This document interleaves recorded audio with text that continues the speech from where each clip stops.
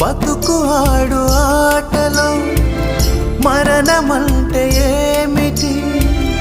ఆటలోని అలుపు వంటి చిన్న మలుపులే జీవితాన్ని అందక జీవమెళ్ళిపోదులే, ఆరిపోని అణిగిపోని చిరంజీవిలే. తల నిండుగా శీసులే, ఇక నిండునా ఆశలే. యముని పాశమే బిగుసుకున్నను. మరణమన్నది మరల జననమే. నిండు నూరేళ్ల సావాసం స్వర్గమయ్యింది వనవాసం. దండగుచ్చాను నా ప్రాణం, వెండి వెన్నెల కళ్యాణం.